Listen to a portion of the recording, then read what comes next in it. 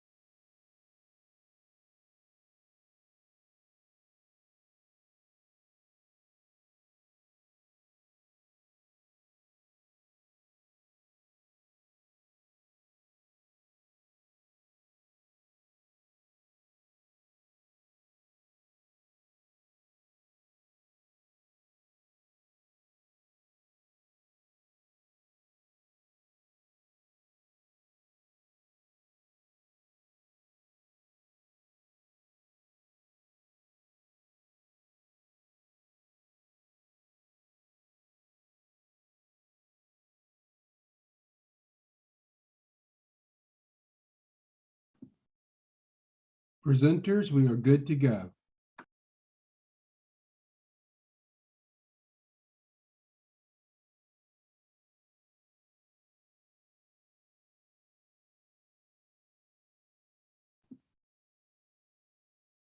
Again, presenters, we're good to go. You might need to unmute. Okay. Welcome everyone to the state CDBG-CV portion of the HUD CARES Act Virtual Conference 2022. I'm Corey Schwartz. I'm Deputy Director of the States and Small Cities Division at HUD headquarters. I will be presenting this session with my colleague, Erin Martin. Before we get started, we're going to go through the housekeeping slides of the presentation that you've no doubt heard quite a few times this week. These presentations and recordings will be available on the HUD Exchange. Participants will be in listen-only mode. Closed captions can be viewed using the Show Captions feature below the video player on your screen. Please consult the attendee guide for more information. That's also available on the resources page of the event website. Please submit content-related questions using the Q&A feature that's located below the video player. You may need to scroll down on the page to view that. And then you scroll down and you're using the Q&A, the video will pop up in the upper right-hand corner. We encourage you to submit questions throughout the presentation. You don't need to wait until the end Aaron and I will try to answer questions. We'll probably get to questions at the end of the presentation, but it's helpful for us to be able to see your questions as the presentation is going on. For technical issues, please request assistance through the chat box on the right side of the screen. And any questions can also be sent to the email eventsupport@sidandgroup.com.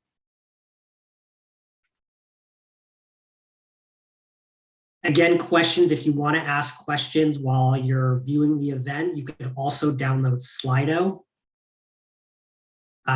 the app on your phone, or you can go to slide.io in your web browser and type in the code for this session, which I believe is in the chat box right now in the session. You should be also able to find the session Slido code for this session if you scroll to the bottom of the page.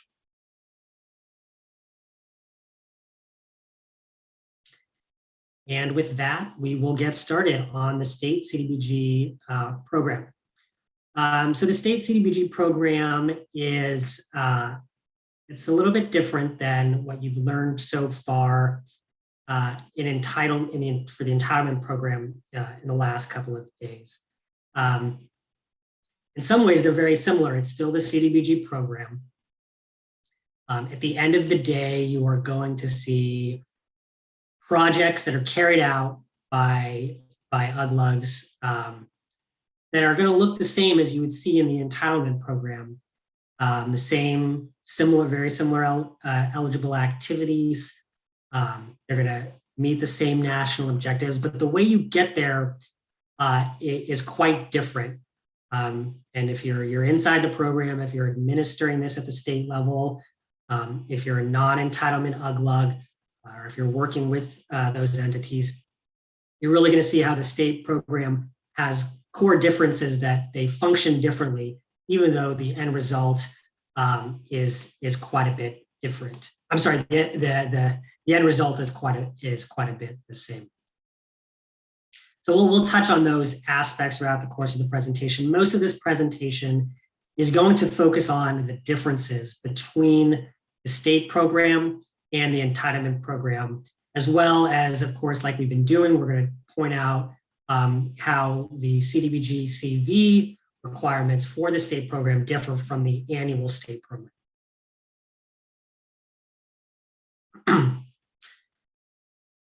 So as I mentioned, we're going to go through the areas of the state program that differ in ways from the entitlement program. Some of them are small differences. Some of them are kind of complete divergences, and others are going to be have kind of similar requirements to the entitlement, but they might not technically apply, or they may apply in a different way, in a way that can change the administration of state CDBG grants. You can see on the last slide there is the CDBG-CV slide. That's going to kind of function more as a summary. We're going to hit on CDBG-CV throughout the slide on all of the different sections that have CDBG-CV modifications that were identified in the CDBG-CV notes. This is a fun slide just to get us started. Usually show this to our reps, talk about these are the office buildings that you may be visiting during your monitorings. Some of you in the audience today, you may actually be working at some of these buildings, or you've driven by there. But these are 6 of our state agency office buildings that administer state CDBG grants for 6 of our grantees. So you can throw in the chat if you recognize any of them, or just shout it out. No one can hear you. There you go. There are 6 of our administrating offices, I should say state administering offices around the country that we go out and monitor occasionally, a little Midwest heavy with this set. You'll also notice that San Juan, Puerto Rico is on there.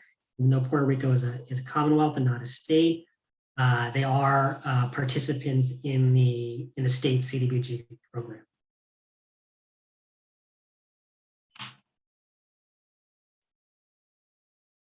So the first major difference in the way the state program differs from entitlements, it's a really big one, and it's that states don't carry out activities on them. States instead provide grants to non-entitlement units of general local government. Probably heard that term. I've used that term, UGLUGs. So with the state program, it's UGLUGs who are actually carrying out the activities that we'll excuse me, you've learned about, and we'll touch on the eligible activities for the state program in later slides. But the main point is that the state is effectively acting as a pass-through to UGLUGs. The UGLUGs are going to be the one carrying out activities. They're going to be the one using subrecipients to carry out those activities, or through contractors, providing grants and loans to businesses. The state is responsible for a lot of the administrative aspects of the CDBG grant, but not the activity carrying out portion. So the next slide we'll get you in a minute. You're going to see really more broken out the division of responsibilities. So I am obliged to use this wind chime metaphor as the way the state program works. And you see HUD up there at the top is the hook, and the funds come down to the state. And I have to say, I have to use the word coconut. The state is the coconut, and the UGLUGs are the chimes, and the funds pass down through the state.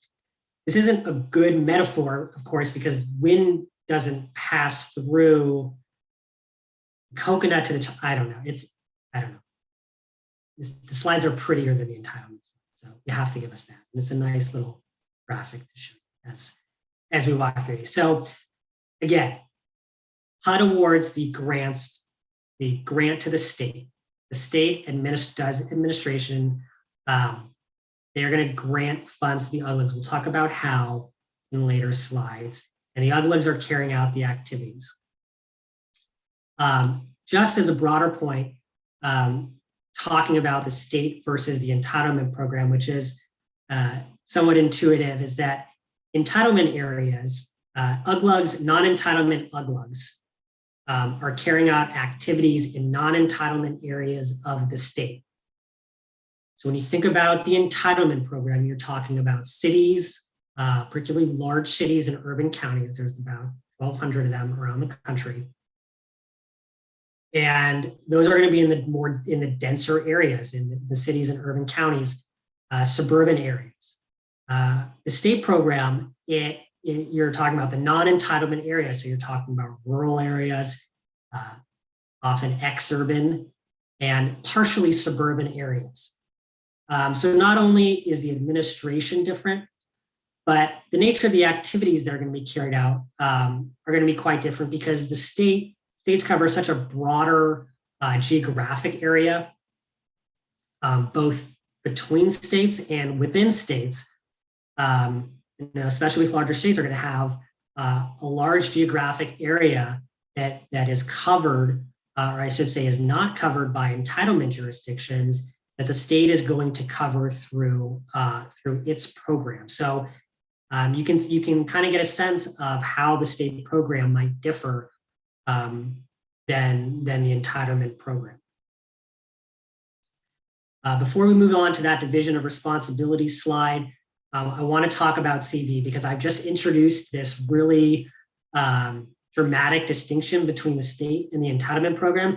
And then I'm going to walk it back a little bit, because with CDBG-CV funds, states can in fact carry out some activities directly or through subrecipients or contractors. So with the CDBG-CV allocation, we talked about how those came in 3 tranches.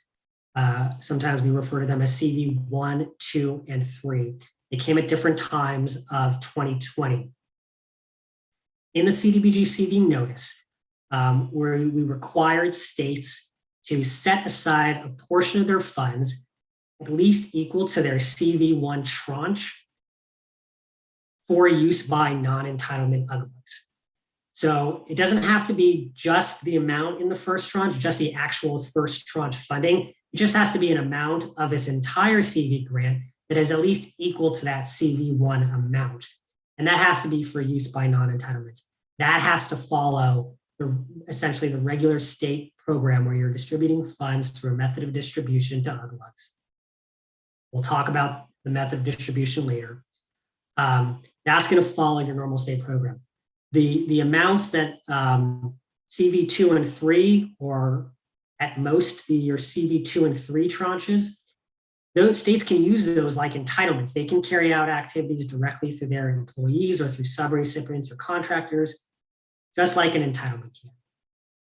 Not only that, they can be carried out anywhere in the state. They don't have to be limited to the non-entitlement areas of the state. They can also be carried out in entitlement jurisdictions and even in tribal areas, which is normally covered by the CDBG program.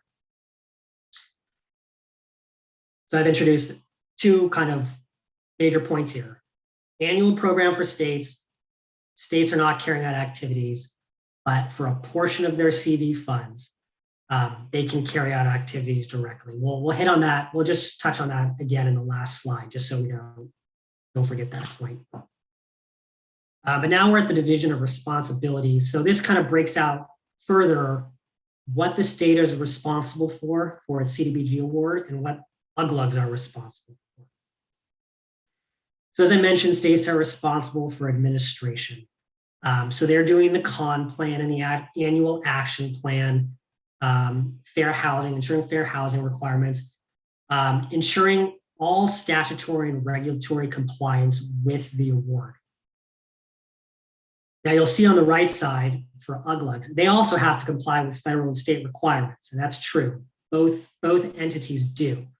But states are ultimately responsible for ensuring that all funds, whether they're administration funds that the state is using, or they're funds that ultimately go to UGLUGs to carry out activities, the state is ultimately responsible for ensuring compliance. When we go out and monitor, we monitor the state, not UGLUGs.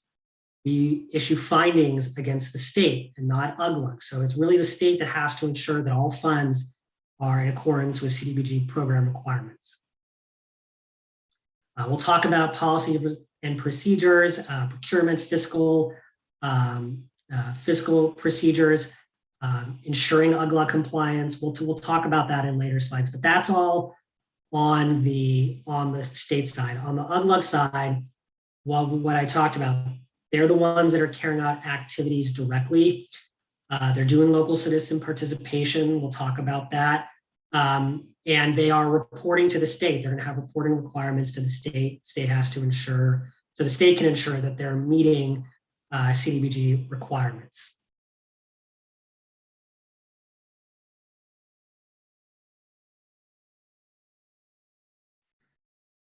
So admin.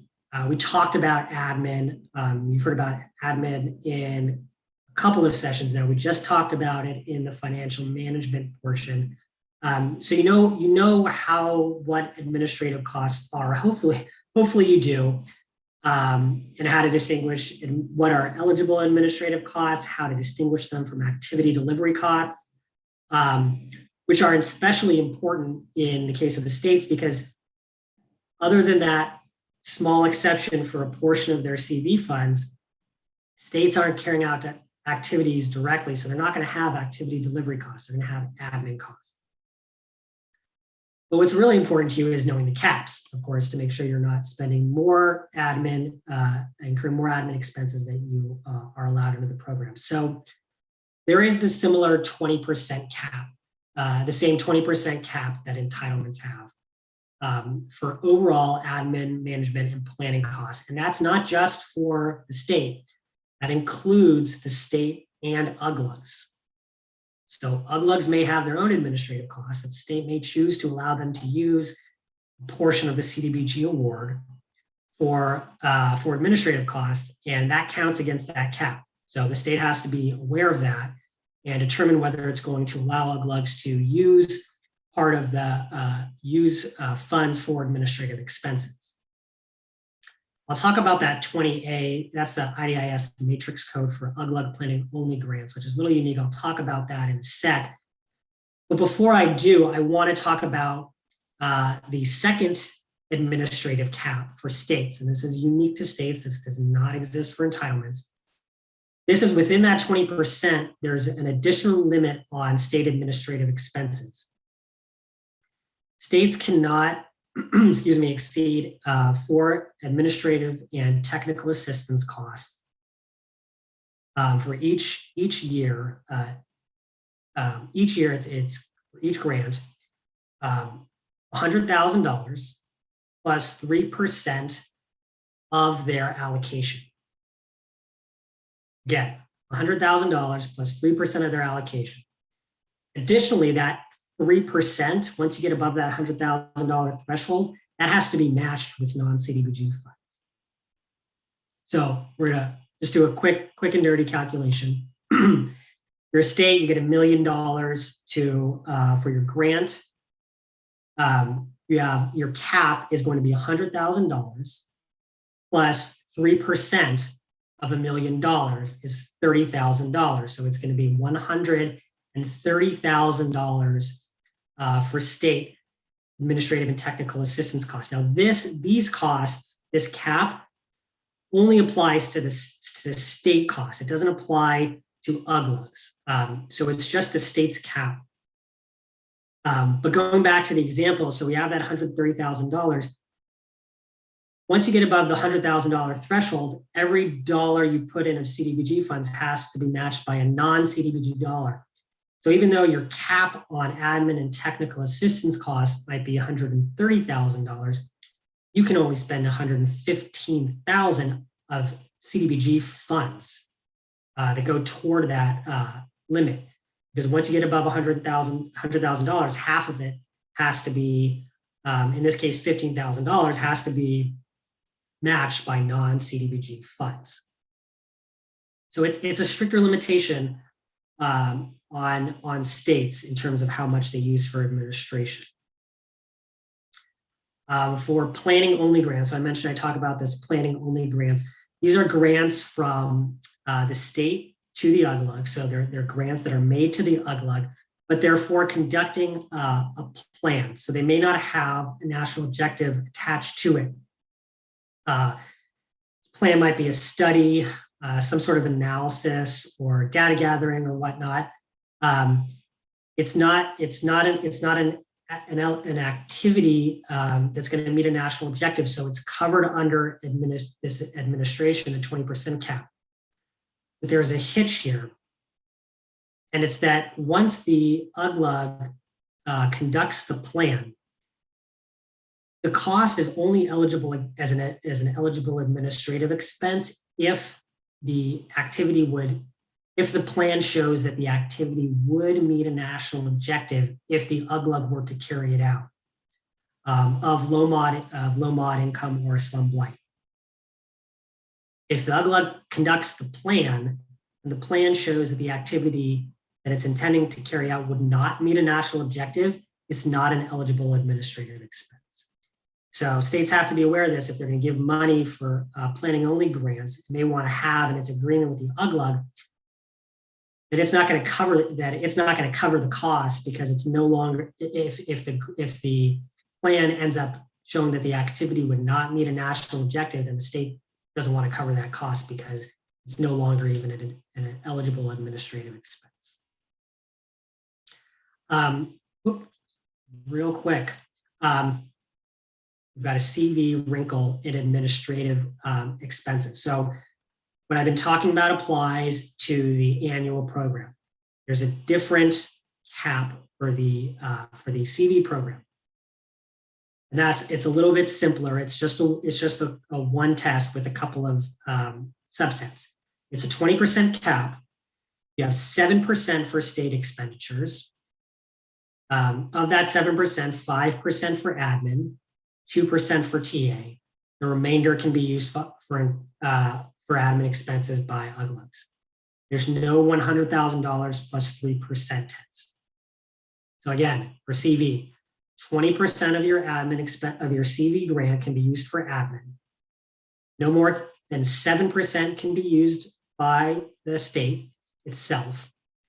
Of that 7%, 5% cap on admin, general administration costs, and 2% on technical assistance. And then the remainder up to 20%, which is going to be at least 13% of the total grant, CV grant award can go for UGLUG administrative expenses.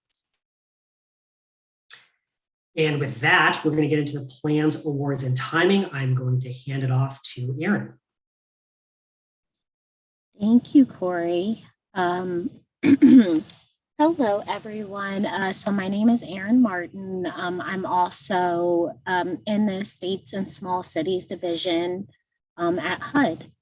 So for plans, awards, and timings, so under this section of the presentation, we're going to cover the state's annual action plan requirements to include the method of distribution to UGLUGs, list of their requirement to include a list of local revolving funds and program income.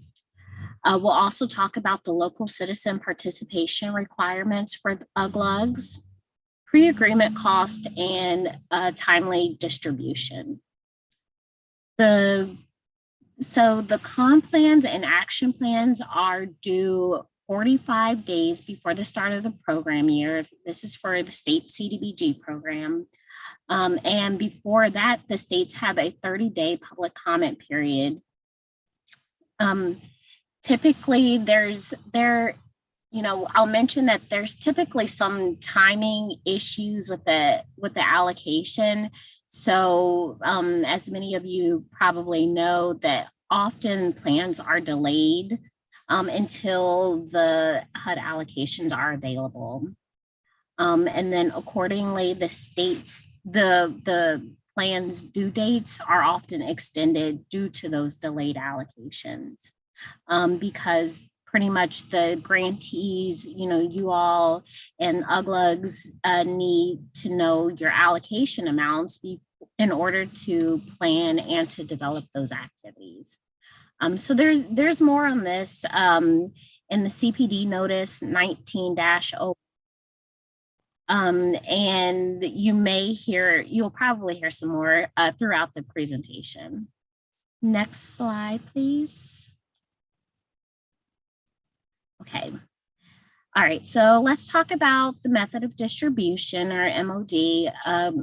Corey talked about this a little bit in the previous slides, but pretty much the MOD describes the state's planned funding approach in the state's annual action plan, and that's what's known as the MOD. In the entitlements program, entitlement grantees outline specific projects and or activities in their action plans, and those activities are carried out directly by the entitlement grantees. But as we mentioned, this is for the regular state CDBG program, the states are funding through the method of distribution. The states are distributing funding to UGLUGs. And it's non-entitlement UGLUGs at that, since the states may not directly carry out CDBG funding activities.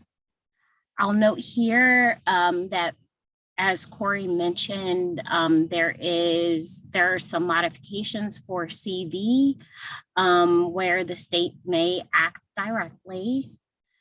And then the state's method of distribution needs to include all necessary criteria and enough information so UGLUGs can understand the selection process and can prepare responsive applications. The MOD requirements are described at 24 CFR 91.320K. The regulations require state grantees to describe the criteria the state is using to select applications, including the relative importance, how all CDBG resources will be allocated among all funding categories, the threshold factors and grant sizes to be applied to the allocation process. So for example, if there are any minimum and maximum grant award sizes, any scoring points necessary once the application is reviewed in order to obtain funding, etc. Describe timing, content, and format of the application process. For example, any submission deadlines. And then state grantees can also further describe rating factors in application materials or other publications that are distributed to eligible applicants. So in the blue box here on the right side at the top, you'll see several program design examples for MODs. So first you have the formula-based, which is similar to how HUD makes allocations to CDBG grantees.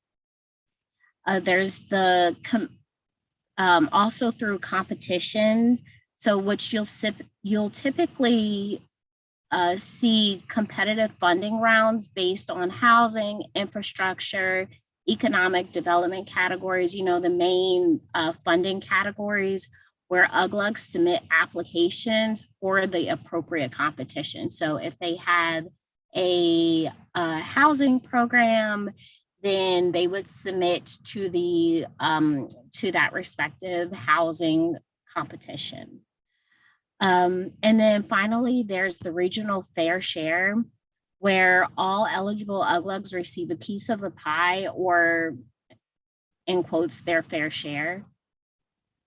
When designing MODs, states are encouraged to consider the size and number of awards, their administrative capacity, along with the capacity of the potentially funded UGLUG, and then assess where gaps exist between existing staff skills and required skills.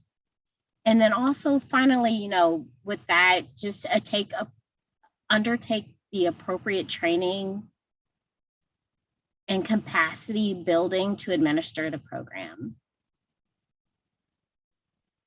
We also encourage states to consider their selection processes and criteria.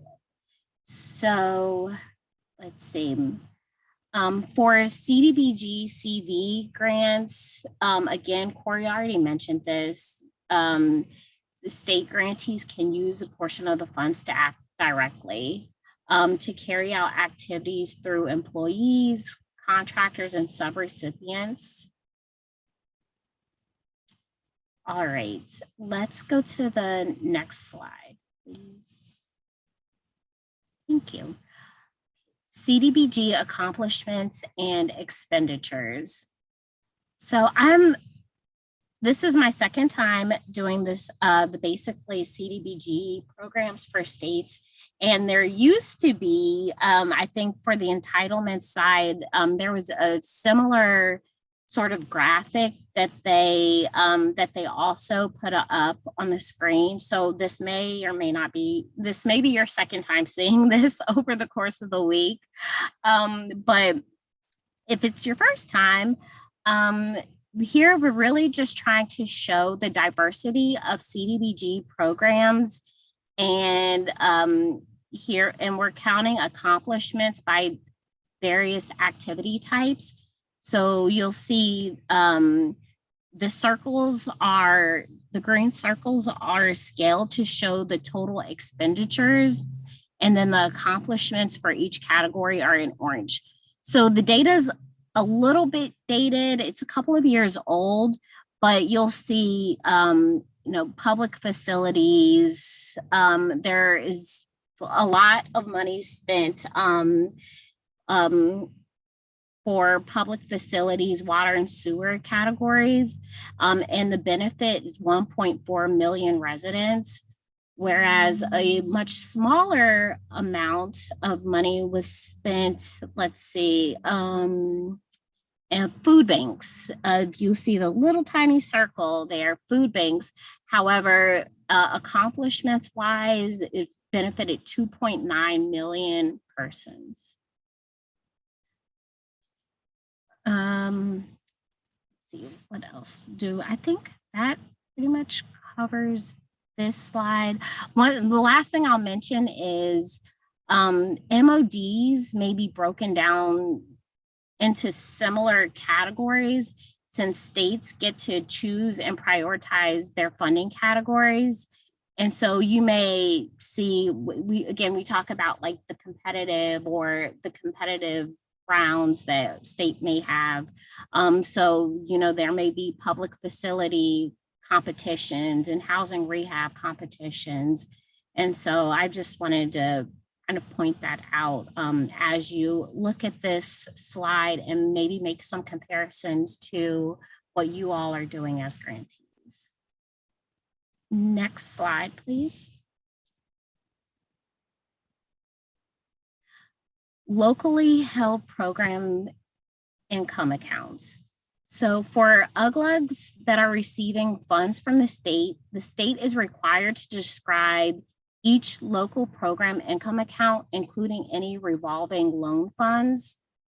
So as part of the annual action plan submissions, you all as state grantees should include a list of all towns that have funding available for that program year and how that funding will be spent. The information should include planned national objective, activity types, contact information, and amounts expected to be available. This requirement to put the information in the annual action plan allows for public visibility of all available CDBG funds throughout the state. And a couple of notes here, not all state fund activities that generate program income, and if UGLUG's activities do generate program income, states are not required to let UGLUGs keep the funds unless they're using it for the same activity that generated it. And then finally, states must track potential program income and conduct ongoing monitoring to ensure that the funds are spent appropriately and in perpetuity. Okay, next slide. Thank you. All right, citizen participation for states and local governments. So citizen participation, it is a statutory requirement described in the HCD Act, and regulatory requirements can be found at 24 CFR 91.115 for states, and then 24 CFR 570.486 are the requirements for the UGLUGs. And I think at the end, there's a nice graphic that has a lot of these various regulations. So this slide pretty much shows that there are two layers of participation. The first layer involves the state consulting with the public on needs and their various plans. So that includes citizen participation plans, consolidated plans, performance report, the annual action plan. States must publish the proposed plans and report in a manner that affords residents, UGLUGs, public agencies, and other parties with reasonable notice and opportunity to examine the document contents and submit comments. The citizen participation for the state program, the citizen participation plan must provide for at least one public hearing on housing and community development needs before the proposed consolidated plan is published for comment. Both written, so the state should take into consideration both written and oral public comments in preparation for the final plan and report. And the plans, including any substantial amendments, should include a summary of comments received and the reasons comments or suggestions were not incorporated. The second layer, so the state must identify or outline a second layer of citizen participation that includes UGLUGs consulting with their public and their communities on project development and performance. So when an UGLUG is applying for funding from the state, HUD and, excuse me, it should be in enough detail where HUD and the public should know the process UGLUGs are using to engage with their citizens on the types of needs for the community, which projects they may be going after or applying for, and then ultimately proposed and actual uses of their funds and performance.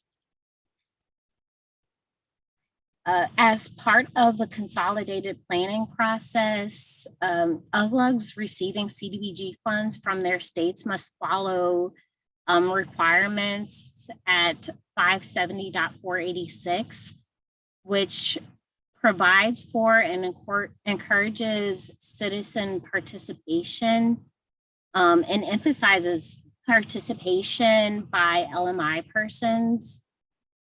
In this orange box here, you will see that UGLUGs must provide citizens with information, including but not limited to the amount of CDBG funds expected to be made available for that current fiscal year, in which, as we said, it includes both grant and anticipated program income.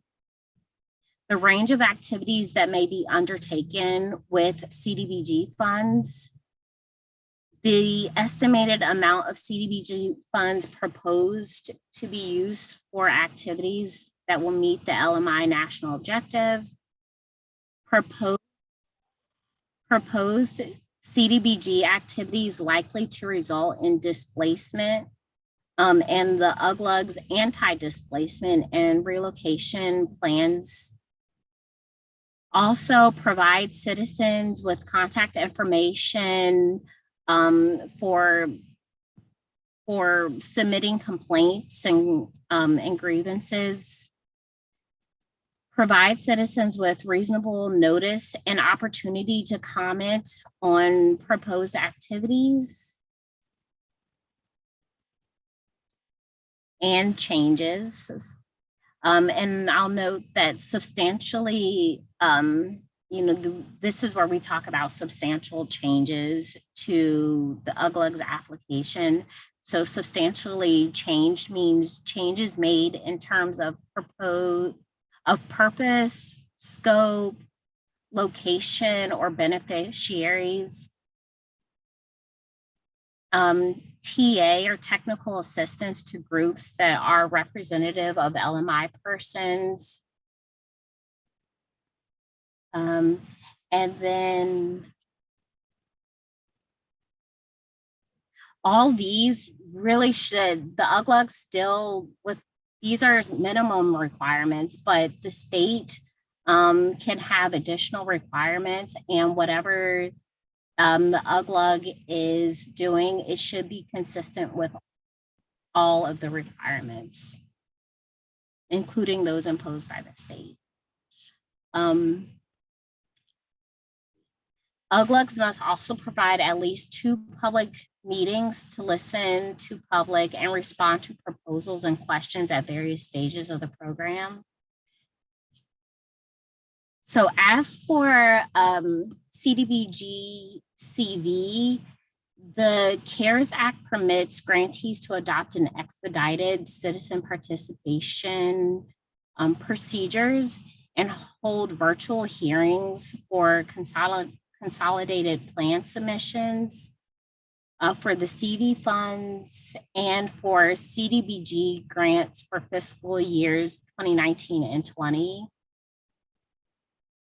So I could briefly go into that. I mean, most of you probably know or hopefully have seen the Federal Register notice that it does a really good job at outlining what these flexibilities are, but they include adopting the expedited procedures to draft, propose, and modify or amend consolidated plans for these three groups of funds, so FY 19, 20, and the CV grants. It permits a public comment period of no less than 5 days when citizen participation is required. So that modifies that 30-day public comment period requirement that we talked about for the typical requirement for the state program. It permits grantees to hold virtual public hearings when necessary for public health reasons, and one thing, it's important to note that the CARES Act does not modify the non-discrimination requirements. So grantees should still take the appropriate actions to encourage participation of all citizens, including minorities, persons with limited English proficiency, and those with disabilities. So, if you think about it in this virtual setting, it's important to consider concerns that come with the virtual setting. And so considering the appropriate aids and services for those with hearing and vision impairments. I think I pretty much covered everything on this slide. Again, I think you probably heard it a lot throughout the week. The language is, the notice, is maybe a little bit lengthy, but, we really encourage you all to go check out the Federal Register notice and the FAQs published. And at this point, it may also be worth kind of searching and seeing what other grantees are doing and how they may be overcoming challenges due to this virtual environment, such as me. I'm having technical difficulties, so I hope it's not coming across. Okay, next slide, please. Thank you. Pre-agreement cost. So under certain conditions, states and UGLUGs may incur costs prior to the effective date of their CDBG grantee. A state may establish policies and procedures allowing reimbursement to UGLUGs for incurred costs before their formal grant award or executed grant agreement. So if the state permits it, UGLUGs must follow the state's guidance for both pre-approval and reimbursement after the effective date of the grant agreement, the executed grant agreement. These expenditures must comply with all applicable CDBG and other federal requirements before reimbursing, including the typical activity, eligibility, national objective, the environmental review requirements. The state may also incur pre-agreement costs ahead of the grant agreement execution with HUD. These costs are generally related to planning and admin. And for CDBG-CV, again, it's pretty much the same. It's just there's a modification to include subrecipients since states may act directly. And now I will kick it over to Corey for timely distribution. Thank you, Erin. So timely distribution. So I talked in the last session about the timeliness test that entitlements have, where they have to ensure that they don't have more than 1.5 times their most recent grant amount in their line of credit 60 days before the end of their program year. That does not apply to states. States have a different sort of requirement that's ensuring that they're distributing their funds, and that's that states have to publicly announce their awards to UGLUGs within 15 months from the date that the state signs a grant agreement. So, we've been talking about that states are not carrying out activities directly. They have a little bit less control over expenditure rates because it's the UGLUGs who are carrying out activities. But what states do have control over is how quickly they're distributing those funds from their awards to UGLUGs. So there's a form, and it's this HUD 40108 form. You're submitting this annually. It has a bunch of identifying information for the state, and then it's basically just a list of the awards that you've made to UGLUGs. Erin talked about the method of distribution. This form is not going to have any details necessarily that are in your action plan or consolidated plan about the types of method of distribution or anything. This is simply a list of the awards that the state has made that have to be done within 15 months of the date of the grant agreement. This regulation is at 570-494. This is just covering grant funds. It's not covering program income. You can look in the CPD notice that's listed there, 1811, that's going to have a little more detail on how to complete and submit that form to HUD. Again, the requirement is a 15-month disbursement requirement to UGLUGs. I'm sorry, a 15-month announcement requirement rather than a 1.5 times test. Like entitlements, states also have, this is for CDBG-CV. Like entitlements, states also have the timeliness for that, which is that 80% of their CDBG-CV award has to be expended within 3 years after the date that the grant agreement is executed, and 100% of the award has to be expended by the end of year 6, which is the period of performance for the CV award. That's normal, that's shorter than the normal period of performance for annual funds, which is 8 years. So it's gonna require, again, the state to push hard on making sure those funds are expended. And it's different than states normally do. Normally, states are just announcing their awards, have to meet the timely distribution test 15 months after the date the state signs the grant agreement. And then there's, of course, the period of performance funds are going to be canceled after 8 years. But those are the only requirements for states. So your states are in a different position to ensuring that those CDBG-CV funds are spent, and they're spent at a rate that they're not going to get, they're not going to miss those caps, those deadlines, and then they're not going to have those funds available. Again, refer to CPD notice 18-11 for more information on the deadline, and mainly about how to complete the form and where to submit it. So we're going to step back a little bit from the regulations and the requirements from the annual program, from the CV program. We're going to talk a little bit about the context of the state program, kind of as it relates to expenditures and how it differs from the entitlement program.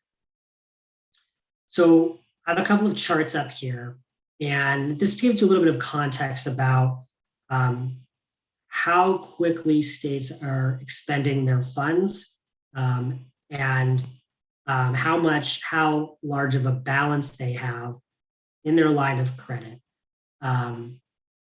compared to what we talked about when we talked about entitlement. So we have these two graphs. You see the one on the top, that's our best grantee in terms of balance ratio. And on the bottom, you see a graph of our worst grantee in terms of their balance ratio. So each graph shows two different things. The blue bars are showing their balance ratio. And you can see on the, this is for about the last 2 years now, from January 2020 through the end of last calendar year. So that's about 2 years worth of expenditures and running balances. You can see on the y-axis, you can see the range from 0 to, on the best case scenario, 2, and on the worst grantee up to 5. What that's measuring is the balance for each month of those two grantees. So you can see for the best state grantee, their balance in their line of credits, it's fluctuating between about 0.75 and maybe up to a little bit above 1.5. So you can see that they're probably going to meet, there is no 1.5 timelines in this test, but they are about keeping under that 1.5 times their most recent grant amount. So it's kind of in line with what's required of entitlements. But unlike entitlements, states don't have the 1.5 test. So you can see what can happen with some states with the bottom graph. You can see that their balances run from over 3.5 times their most recent grant amount, all the way up to about 4.5 times their most recent grant amount. And these are large grants. If you're talking about a $10 million grantee that's getting $10 million a year, you're talking $35 to $45 million in their line of credit. And they, you can see how large of a balance they can carry in relation to their most recent grant. Now, the red line on both of those is their expenditure rate. And like entitlements, we're hoping that states can spend, they get a grant a year, they spend a grant a year. So it should be hover around 1. And in both of these cases, they're a little bit below 1. So what's interesting is that even though the bottom grantee has such a much larger balance, both of their expenditure rates between the best and the worst grantee are about the same. It's just that the worst grantee, the bottom scenario, they've dug such a large hole in terms of letting their balance get so high that they're not really able to cut into their overall balance to get it down to about 2.5, which is what we hope as an office, as HUD, to really have states have their balance at. And it makes it really challenging. It's hard to really cut into large amounts of funds, especially now with CV funds coming in, a lot of other federal funding come in response to the coronavirus. It makes it challenging for state grantees with really large balances to cut into that line of credit balance. But again, we don't have the timeliness test. That grantee on the bottom, they're not in non-compliance with any HUD regulation, so long as they're meeting that 15-month time to announce their awards. It's just that they don't have what we would hope to their balance to be carried. And this is really true across the program. This graph is showing in reference to the balance ratio. So this is all state grantees in the aggregate, what their balances are compared to their awards. So you can see that green line across the middle, that's 2.5. So we're hoping the ideal is for grantees to have about 2.5 times their most recent grant. And if you're wondering, well, why do states have just this goal of 2.5 times their most recent grant amount, while entitlements have the 1.5 times test? That's just that, as we've been talking about, the state program has a lot of different administrative components before you get to actual expenditure of funds, because it's not the state expending the funds. They have to do the planning, but then they have to announce, they have to go through their method of distribution. They have to determine how they're going to distribute funds. They have to make the awards, and then they have to announce the awards. You can see there's more time that it takes to get from grant award to expenditure, which just inherently makes the state program a little slow. But going back to the graph, you can see there's this line is kind of jagged, of course, but you can see the linear average. It's going up, up, up slowly. But it's over the last 10 years. This is from January 2012. It's gone from about 2.45 to 2.75. You can see it's going up noticeably, the balance ratios. And this next slide is the kind of the inverse relationship with the expenditure rate. It's because expenditure rates are going down. They're decreasing, which is causing balances to rise. So this is showing a similar to the last graph, except the expenditure rates, the goal in the middle there is 1. But that line has dropped from 10 years ago from spending a little bit more than a grant a year, 1.08 of their grant a year, down to near, 0.82 of their most recent grant. So we as an agency don't have a great all-encompassing explanation for why this is occurring. Obviously, you're looking at a time period from kind of coming out of the Great Recession after the financial crisis in 2009, going through now almost 2 years into the coronavirus crisis. It's hit state governments hard and impacted their ability to administer CDBG funds as timely as would be ideal. And it's affected states across the board in terms of being able to expend funds. So back out of context and back into rules and regulations. So we're going to get into talking about eligible activities and national objectives, which was a big component of what you've seen so far in the last couple of days. It's going to be a smaller component of our presentation. I'm going to tell you why. But before I talk more about this slide, I'm going to skip down all the way to slide 39. Because there's a really important point as it pertains to the regulations that govern states. So when it comes to eligible activities, for entitlements, you've learned the last couple of days that all of the eligible activity regulations for entitlements are found in subpart B of part 570. So that's 570-201.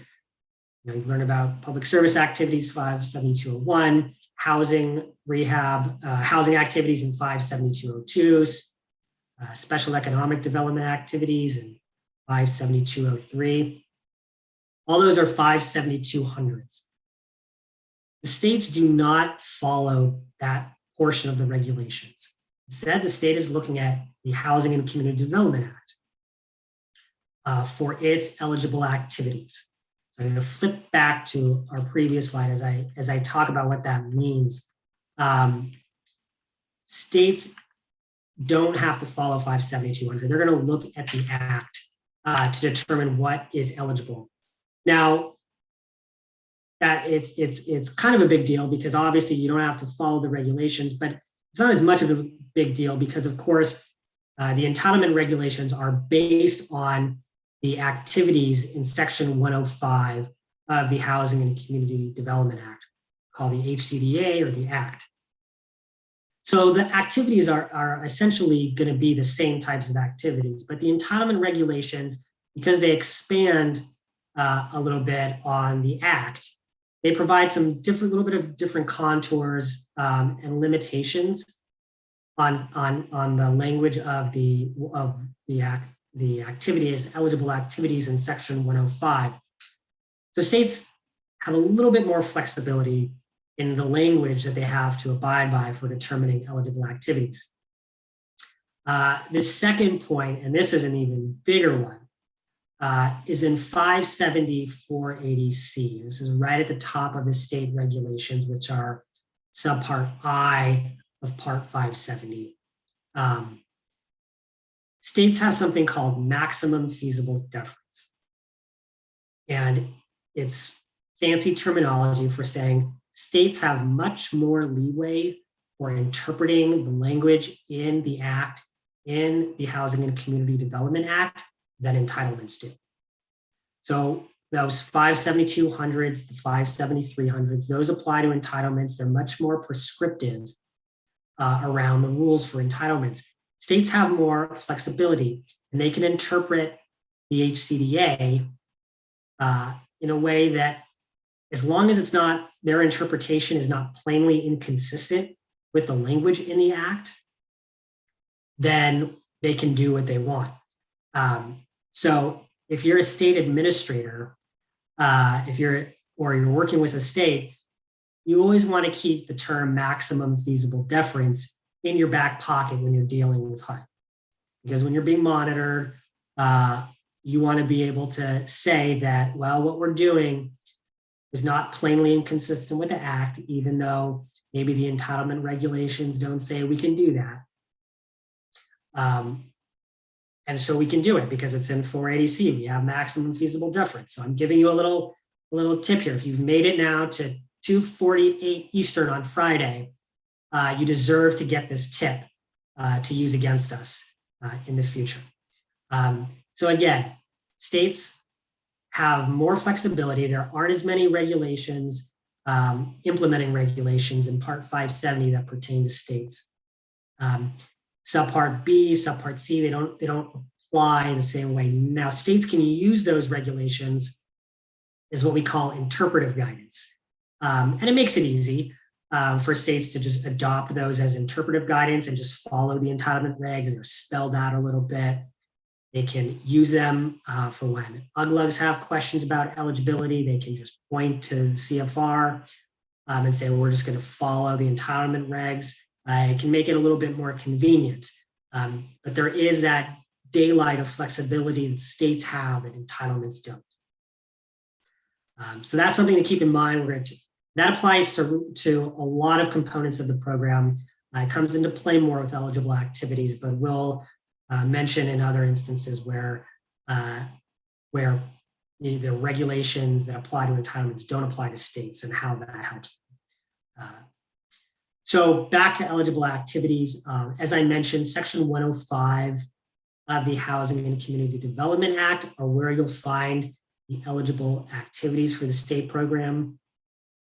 That's Title 42 of the US Code, Section 5305. Easiest way is just to Google it. Use ECFR, which is the Electronic Code of Federal Regulations, to ensure that those regulations are updated. Not that we really update, well, for the Act, we're not updating the Act. For regulations, we rarely update them. But that's where you'll find the citations for the Act and for the regulations as well. So that's where you'll find the governing principles for the state program. And I'm going to touch on those CBDOs, or the 105A15 entities and CRSAs in just a moment. Move to it right now. So 105A15 entities, these are the state equivalent of what we call CBDOs for the entitlement program. So you're talking about certain types of nonprofit entities, neighborhood-based, local development corporations that are serving local community development and housing needs. One particular allowance, you learned about this in the entitlement session, is that like CBDOs can do construction of new housing, so can 105A15 entities. That's a big allowance. There's also certain regulations related to program income that those entities can retain that don't count against program income, not subject to program income requirements because they're not, as I talked about last time, they're not defined as program income. So it makes it a little bit easier to carry out activities and be exempt from some of the other regulations and parts of the act that govern entities that are carrying out activities. I do want to mention, and I'm sure they mentioned this in the entitlement portion related to CBDOs, but that new housing construction, which I know is a big issue in CDBG because normally you can't use CDBG funds to carry out those types of activities. Any new housing construction carried out by a 105A15 entity, excuse me, must be connected to a larger neighborhood revitalization project or plan. You can't just have a 105A15 entity construct new housing that's disconnected from other neighborhood revitalization activities. But that's in our appendix to State CDBG Guide to Eligible Activities and National Objectives if you have more interest in 105A15 entities carrying out activities. CRSAs, Community Revitalization Strategy Areas. Just like the last slide, these have an entitlement corollary to the NRSAs, which are the Neighborhood Revitalization Strategy Areas. And they're effectively the same thing. They are meant to target particular geographic areas with targeted comprehensive activities to assist persons in that area, which is going to be primarily low mod. States can designate any areas as CRSAs. They're going to be they do have to be primarily residential. They're generally going to be high LMI concentrations where the state is looking to carry out a number of different activity types to revitalize the area. A CRSA must be in a grantee's consolidated plan, and the designation of a CRSA is subject to review and approval by HUD.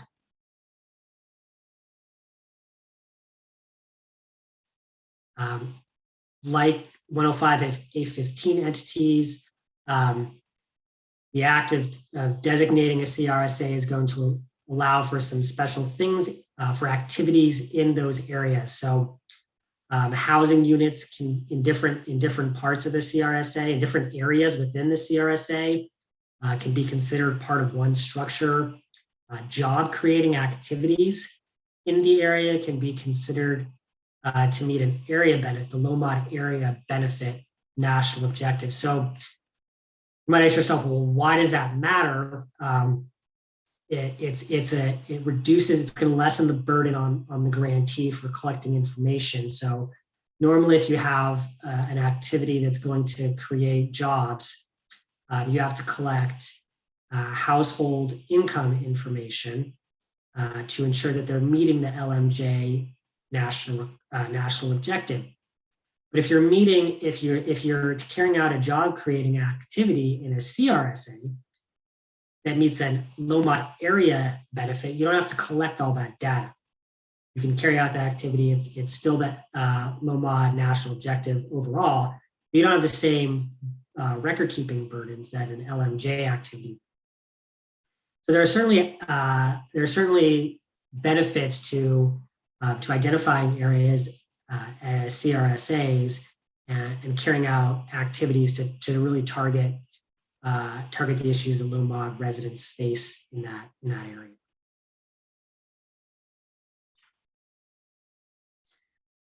National objectives.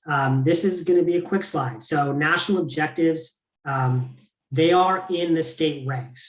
So unlike eligible activities where you're going to look to section 105 of the Act, the HCDA, the national objectives for states are in the regulation. They aren't in 208, they are in 483, but they're the same as entitlements. So there's not really a distinction between activities, between national objectives and how you meet those national objectives. So not going to dwell on this too much. I will note that CV really didn't change national objectives much, except that it loosened some of the presumptive benefits for LMJ. So to show that an area, an activity is creating low mod jobs, there's an exception that allows you to show that the area is of high poverty, and that there's a particular poverty rate in a central business district if the activity is in a central business district, and it lowers it from 30 to 20%. But that's for CV grants. It's not for the annual program. I talked about, you see this green box on the screen. I talked about planning only grants to UGLUGs. Again, if the plan is the only activity, there's not an actual activity that's being carried out. It's just an UGLUG carrying out some sort of plan to assess a potential activity or activities, then it's only eligible as an administrative expense if the plan ends up showing that the activity, the planned for activity, would meet a national objective. If the plan event ends up showing that the activity would not meet a national objective, it's not an eligible administrative expense.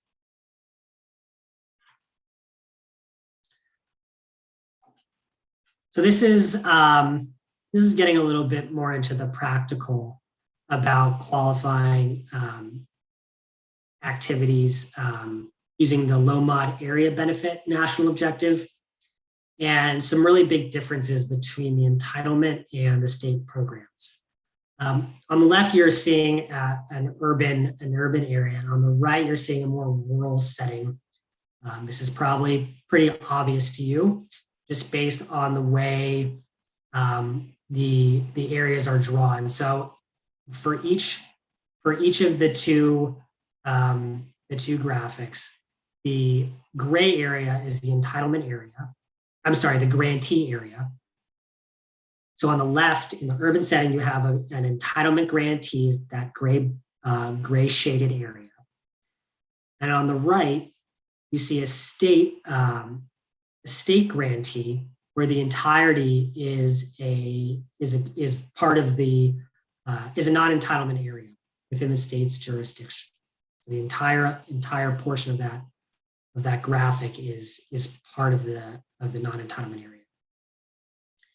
And those hard black lines, those thicker bolded black lines, are the census designated places that are going to show up in HUD's low mod data. The lighter gray lines are census block groups within those places. So on the left, you're looking at the entitlement area. You're seeing smaller geographic areas in terms of the places and the block groups. And they're going to be more in line with geographic elements within that area, perhaps rivers or other geographic boundaries. And they're going to be more, correlate more to population, kind of population centers. So you're going to have probably, in a lot of cities, you're going to have the numbers of people in each of those places or block groups are going to be roughly similar. And it makes it easier to determine low mod whether activities are benefiting, or I'm sorry, defining areas that might benefit from the low mod area, an activity that might benefit, meet the low mod area national objective, because it's easier to draw those lines. The geographic areas are generally smaller and they correlate to a particular neighborhood or group of neighborhoods. And on the right, you have the state program, what states deal with when they're dealing. And this is just for low mod area. You can see it's quite a bit more of a challenge. You have just a few census designated places. They're much smaller. They're much further apart. They're not spaced apart in any necessarily consistent way. You can see there might be in that middle census block group, there are 5 different census designated places. And then the ones next to it, for the one at the top, you don't, in that large box or rectangle, you're not seeing any census designated place. So it's a lot harder to use HUD's LMI data in the state program, which makes it imperative that states understand how to conduct low mod income surveys. So we have a notice for that, CPD 14-013, which is the guidelines for conducting income surveys to determine the percentage of LMI persons in a service area of a CDBG funded activity. Now, the notice covers entitlements too, but it's really much more applicable to states because, as I've been talking about, states have much more of a challenge with just identifying the block groups that might be served by a particular area. So if you are a state, it's critical to read that notice again. That's CPD 14-013 to help you in conducting low mod surveys.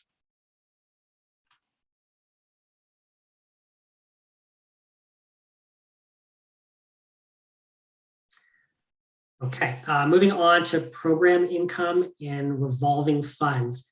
So I talked about this quite a bit in the last session about program income. You want to go through that 2-step analysis. You want to figure out funds coming back into the program from CDBG assisted activities. First, are they program income or are they not? Are they miscellaneous revenues? Once you've made a determination whether funds are program income, then you can determine how they're subject to the program income regulations. So with states, they're largely the same. There are some differences. You see with program income, state may create stricter definitions of program income for itself and for its UGLUGs. The threshold is for states. For states, program income retained by the state, it's $35,000 rather than $25,000. Keep in mind that program income for states, because they are CDBG funds, they have to go back out through the method of distribution. So just because it's program income and it wasn't in the original method of distribution for a particular grant, once you receive PI and you want to send it back out to non-entitlements, it has to be included in your method of distribution in your action plan. So keep that in mind. We got a question as from the first part of the section, and it pertained to the program income cap or retain to program income as it relates to the administration cap, and it was whether program income counted for to calculate the administration cap, and it's yes. And we have some very detailed slides up ahead. It's gonna show that, but yeah, program income counts toward raising the cap in the year it was receipted, in the year the program income was receipted. There's the last bullet on the left there for program income. States may require UGLUGs to return program income to the state unless the UGLUG is using the income for the same activity, in which case the UGLUG can retain the program income and use it for that same activity that generates. States revolving funds and UGLUG's local funds. Similarly, that kind of goes back with the last bullet I mentioned. If UGLUGs are getting program income from a particular activity and they're going to use who want to use program income for that specific identified activity, they can retain that program income. They don't have to return it to the state. Additionally, on that third check mark, you see that there's no $35,000 threshold for UGLUGs. So there's no, if UGLUGs get any dollar back from a CDBG generated activity, that is program income. There's no threshold under which it can be considered miscellaneous revenue. And just to note this, the last check mark under on the right, that you can't directly capitalize revolving funds with grant funds. So you can't take a chunk of grant funds, put it in a revolving fund, and then start making grants. You take the grant funding, they being UGLUGs, make grants, get program income back for the first time, then you use those funds to capitalize or start a revolving fund, and then they have the revolving fund where they can use those funds for the same activity.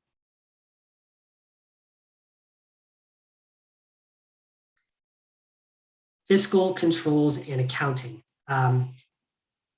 This goes back to what I was talking about with states having a more independent role in overseeing the CDBG program and overseeing the CDBG award.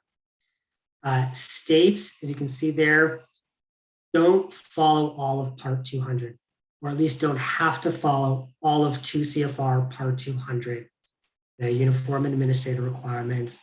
We talked about that in the last financial management session before the break. The Part 200 applies to entitlements. It doesn't wholly apply to states.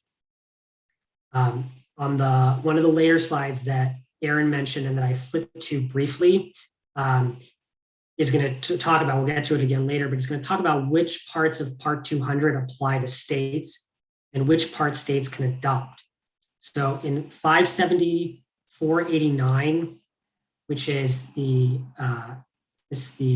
part of the CDBG regs that applies to state administration, which also includes information about program income, program administration caps, talks about fiscal controls and accounting. So you're going to want to be very familiar with 574.89 and very familiar with guidance materials that you get that relate to that, or training materials, basically CDBG, because that's very critical for administering the program and understanding those requirements and those allowances. So states can establish fiscal controls and accounting procedures in one of 3 ways. They can apply the way they use their own funds and the principles of their own funds to CDBG funds. They can adopt new fiscal and administrative requirements, or they can apply the provisions of 2 CFR Part 200 to themselves and to UGLUGs that don't automatically apply to them. So there are 3 different ways where states can establish fiscal controls and accounting procedures. And what's critical to remember here is that because states have these allowances, states also have to make sure that they establish them and follow them. So they do have to go through the step of making the determination of what fiscal controls and accounting procedures they're going to use. And then, of course, they have to follow them, and they have to ensure that UGLUGs follow those same controls and procedures. So that's something at the state level that's different from the entitlement level. On the right side of your screen, you see cash management and cash on hand principles. Very similar to entitlements. You have to distribute program income to the maximum extent feasible before using treasury funds, using your allocated funds. RLFs must be dispersed for identified activities, but they can't be dispersed for other non-RLF activities. And again, UGLUGs are going to use funds in the local account before getting grant funds from Treasury. And with that, we are going to step into procurement, and I'm going to hand it back over to Aaron. Thank you, Corey. Okay, so procurement. I think this slide is rather straightforward, but I think the main point that we would want to iterate here is that procurement is primarily dictated by states because there are really minimum HUD specified standards. Corey mentioned the states are allowed maximum feasible deference in the implementation of their program. And so this is sort of an example of how, that kind of it appears here. So with states must ensure that they're following CDBG regulation at 24 CFR 570.489G, which expressly permits state grantees to follow their own procurement requirements when procuring property or services to be paid for in whole or in part by CDBG funds. The state must also establish procurement requirements for UGLUGs based on full and open competition. So what does that mean? What does that mean for states? So there are a couple of options here.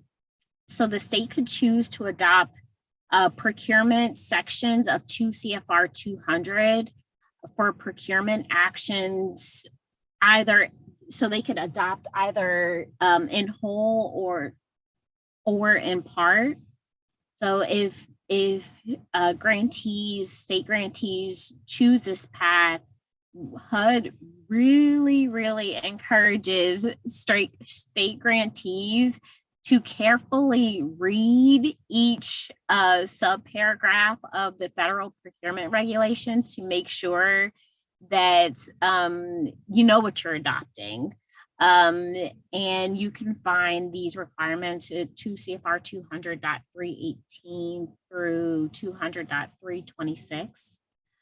Another option is states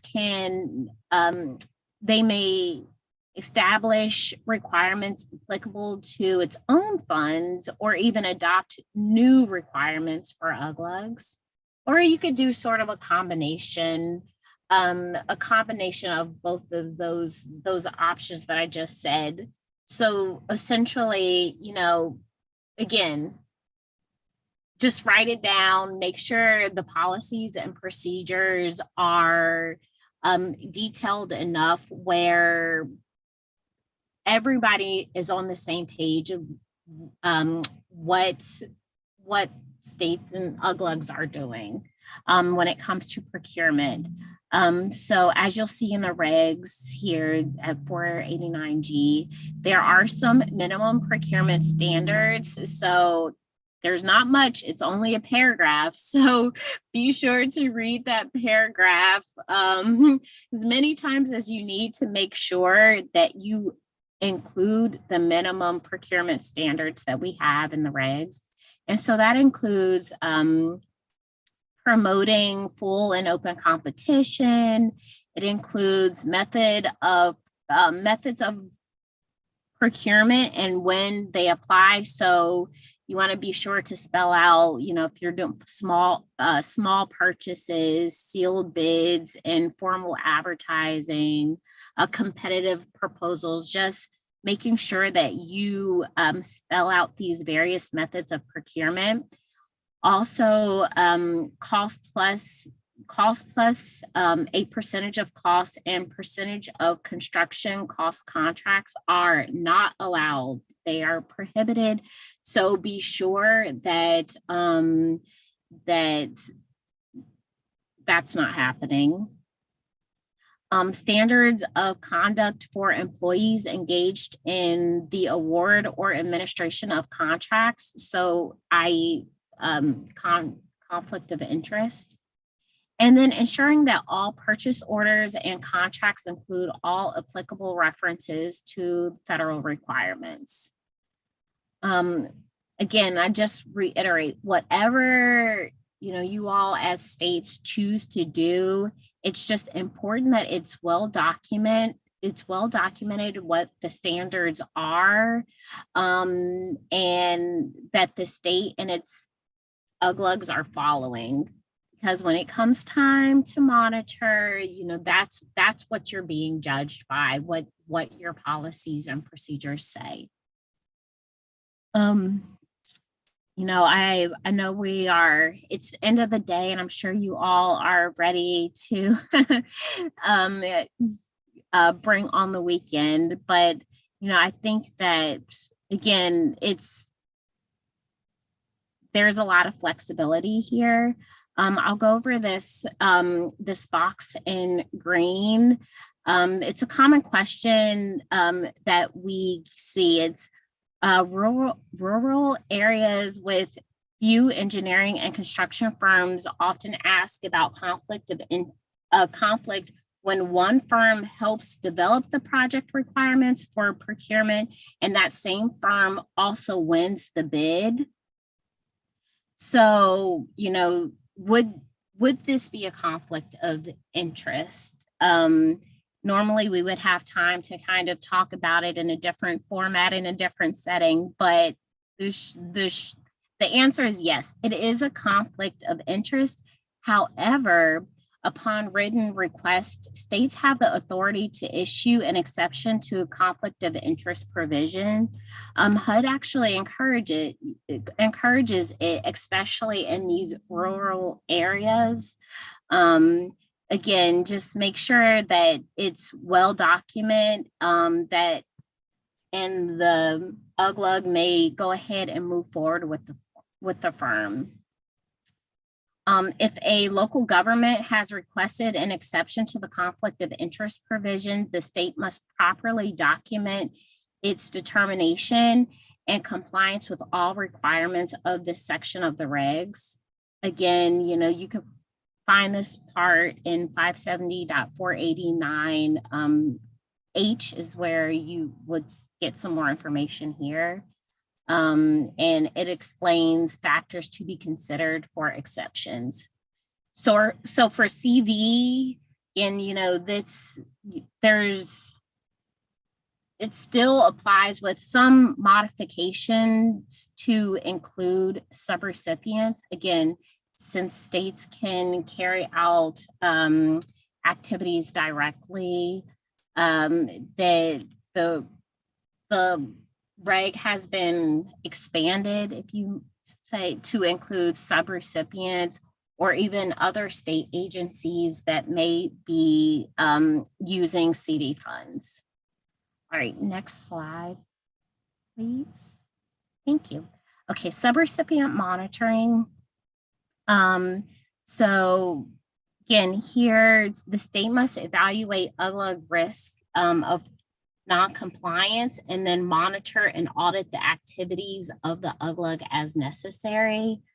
Sorry,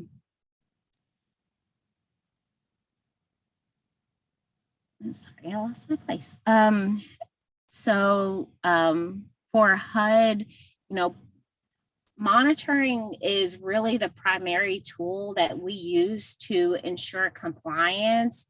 And, and therefore, that's one of the things that, states will need to make sure that they are doing for their subrecipients and UGLUGs as well. Here are just, there are a couple of bullet points. This is all in the regulations, but so the review and audit requirements for states can be found at 24 CFR 570.492A. And states must also establish remedies for non-compliance and take actions as appropriate to prevent continuance of the deficiency, mitigate any adverse effects, and prevent any reoccurrence. Again, this language is pretty much straight taken out of the regulation. And then it's this, the state is responsible to HUD for compliance of its subrecipients, non-entitlement UGLUGs. So really when HUD comes to monitor, when we come to monitor, find any findings or areas of improvements, we would be putting that on the state rather than UGLUGS. Again, it's the state's responsibility to make sure that UGLUGS are aware of all requirements and are following them accordingly when implementing programs. Okay, let's go to the next slide. Thank you, Erin. Reporting. So reporting is going to look similar to what you heard earlier regarding entitlements. The state is going to submit an annual CAPER within 90 days after the close of the program year. The CAPER is going to include some reports that are different from entitlements. These are the PR28 reports. They're similar to the PR26 reports for entitlements, but they're different for states. The PER, which is the state's performance and evaluation report, will contain the PR28 activity summary, the PR28 financial summary, and the PR28 financial summary report for CARES Act funding. So the activity summary is going to contain a detailed listing of accomplishments for all activities that were open at any time during the program year. The financial summary for each open grant, it's going to include the cumulative financial status of each grant, uses and expenditures over the entire period of performance of the grant. And then that CV financial summary at the bottom there, that's going to have the financial summary just for the state CDBG-CV grant. We just published a notice last year, an updated notice on the PER and those 3 reports with some appendices and a checklist to ensure that you've completed those reports properly. And we're going to dive into those with a couple of examples. So this is the PR28 financial summary. These are snippets. It's not the entirety of the report, as you can tell by the gaps in line numbers. But this has some critical information from the PR28. And from this, you could make 3 compliance determinations from these snippets. And I'm going to give you about 30 seconds to just think to yourself and see if you can identify any or all 3 of those different compliance determinations from these snippets.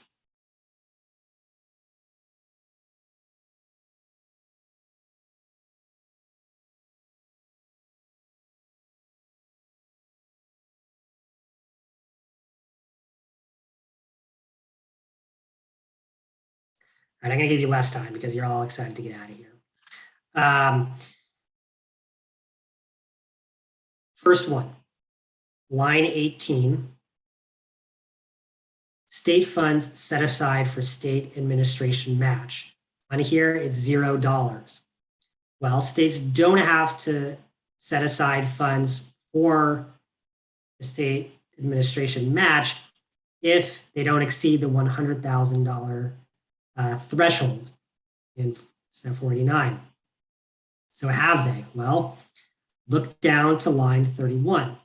Line 31 is more than $100,000, which means they did draw an additional amount for state admin, which means they would have to match the funds above $100,000.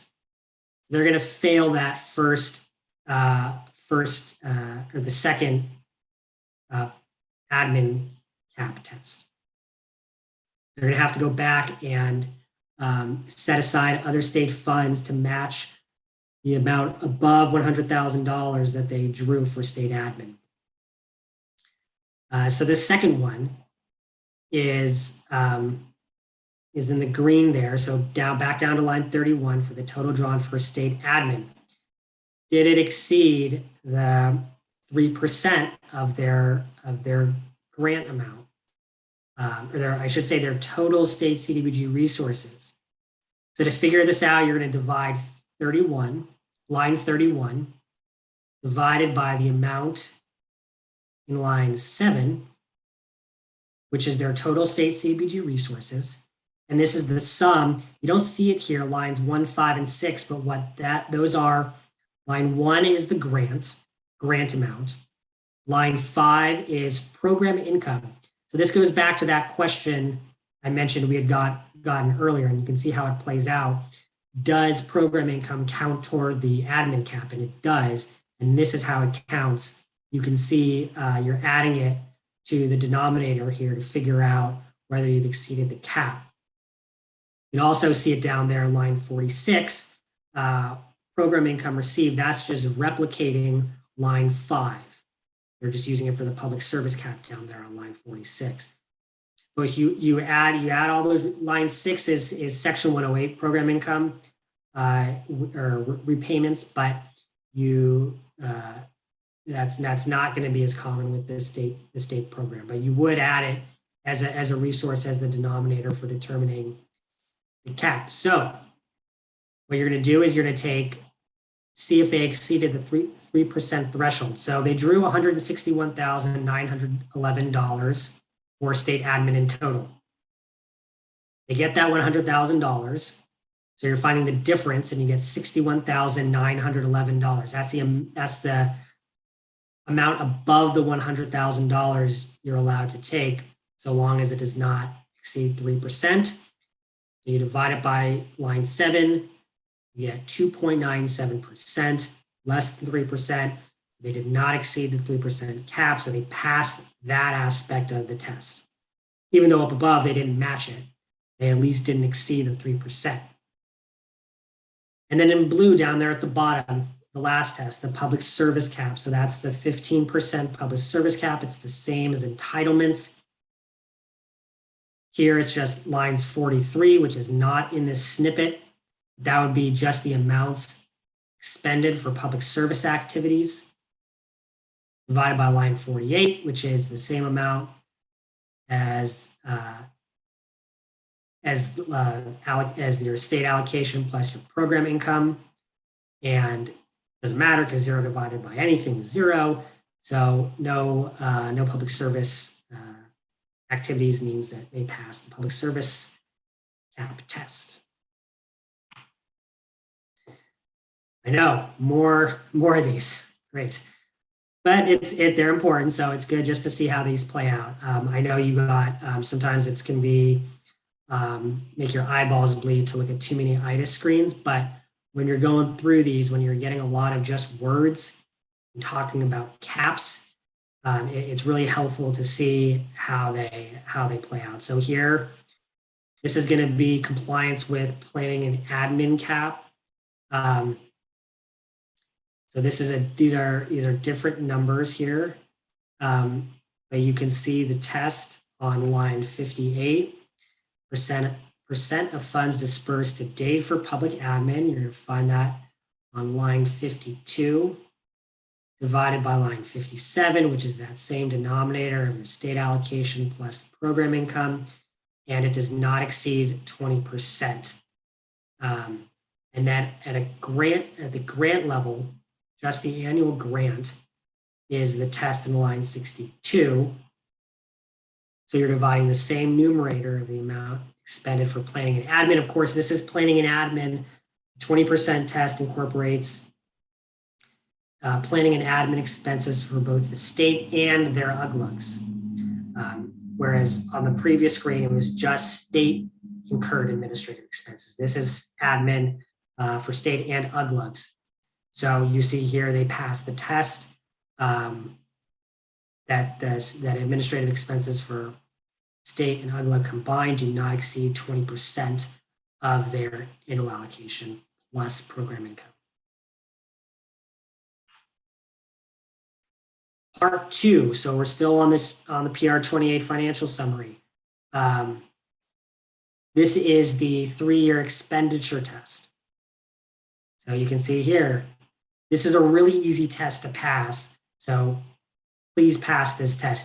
You just have to insert on line 63 whether you're doing the years that are encompassed by the overall benefit test for low mod compliance, 1, 2, or 3 years. So you just have to put beginning year and the end year. It could say 2016 to 2016.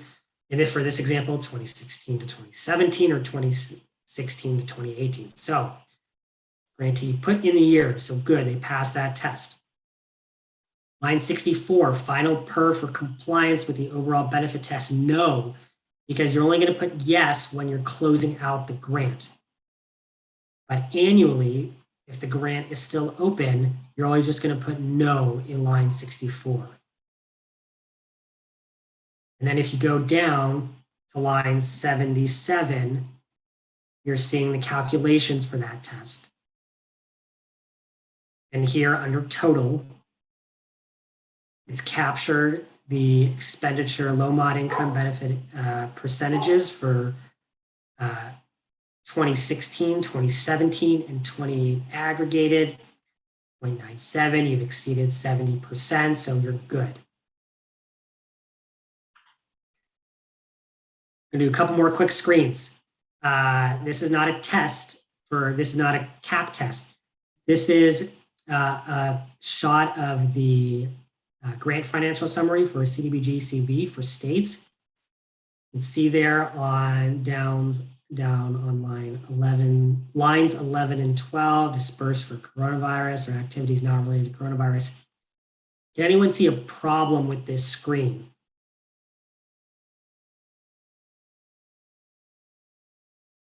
Take a quick look. It's line 12. Expenditures dispersed for activities not related to coronavirus. This is the CDBG-CV grant financial summary. Every activity, all expenditures dispersed are going to be for activities related to coronavirus. We'll never have any amounts dispersed for non-coronavirus related activities for the CDBG-CV grant financial summary. You will for later grants, because these lines will be in there in IDIS. And some funds for your 19 and 20s, they're going to have some expenditures for coronavirus related activities and others that are not. But for this PR 28 grant financial summary, which is only capturing CV expenditures, you're only going to have activities related to coronavirus. Same thing here. This is the grant financial summary for CV. So lines 15 and 18, you're only going to have 0 or 0%. You can see for the grant financial summary, calculations for planning and admin caps and overall LMI benefit. Again, these are snippets. They're not the entirety of the grant financial summary. You can go into IDIS and see what they look like. And you're going to submit these as part of your PER and your CAPER.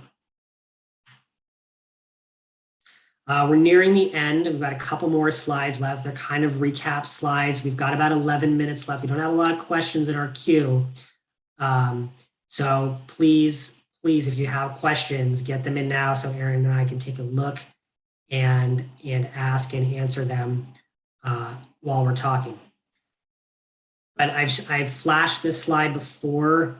Applicable regulations and statutes. I talked about how states follow Title 40, Section 105 of the HCDA for their eligible activities. So in that second bullet is our CDBG regs, Part 570 of Title 24, but not all of Part 570 applies to states. Most of it, or at least relatively more of it, will apply to entitlements than to states. For eligible activities, for a lot of the other components we've been talking about related to administration. On the next slide, and again, I'm not going to cover all of these different subparts or all of these different lines. The slides are available. What applies to states? look in the regs. Subpart I is pretty much the only part of Part 570 that applies to states. So that's 570.480 through 570.497. That is subpart I. That's what applies to state. Other than these other parts of 570 below, 570.606 and 200J, they don't apply to states unless otherwise stated. But really, there's very little in the other parts of the regulations that apply to the states. Section 108 program will apply to states that carry out Section 108 loans or UGLUGs that carry out Section 108 loans. There's also another kind of tricky thing in here. You learned about the record keeping requirements for entitlements, which is a pretty big component, especially for CDBG-CV, for carrying out economic development activities. The regulations say that state record keeping requirements would be negotiated between HUD and states. It doesn't really say anything beyond that. So the record keeping requirements for states are actually in an appendix to the state guide to national objectives and eligible activities, which is a really strange and not good place to have record keeping requirements in an appendix to to guidance materials and really training materials. But it's important to know where it is. So for record keeping requirements, look in appendix I to the state guide to national objectives and eligible activities. This is a continuation. This is specific to Part 200. So how does Part 200 apply to state CDBG? You can see there that subparts A and B of Part 200 are applicable. Subpart F is applicable, but the other parts, including the big ones like cost principles, are applicable in part, or states can choose to apply the parts that don't necessarily apply to it. So it's important to know for Part 200 exactly, or I should say for the administrative requirements that are addressed by Part 200 that apply to entitlements, what parts actually apply to states. The cross-cutting requirements on the right, those do apply to states like they do entitlement. So the big one, of course, environmental review, but also Davis-Bacon, other labor requirements, Section 3, HUD Reform Act, those affirmatively furthering fair housing, those are all going to apply to states. And I flip it back to Erin real quick for closeouts and cancellations. Yes. Okay, so real quick, there are two ideas here when we talk about closeouts and cancellations. I won't dwell on this since we are short on time, but here at the top left, you'll see three resources that we just highly encourage you all to go ahead and take a look at so that you get a better idea of what closeout requirements are for your state grants. It's never too early to start. I'll say that, just start thinking about what you need to close out and make sure that you have all the appropriate procedures in place that we've been talking about for the last couple of hours, so that when it's time to close out, you all are ready and not scrambling to try to get your grant closed out. So here are just a couple of requirements under there. Obviously activities need to be completed, eligible, meet national objectives, etc. And then on the right here, there's cancellation. So account cancellations, I will say. So this is different and shouldn't be confused with programmatic closeout. So here, there's a requirement that after the account cancellations say that CDBG grant funds not dispersed from the grantee's line of credit after 8 years will be canceled and recaptured by Treasury at the end of the 8th federal fiscal year.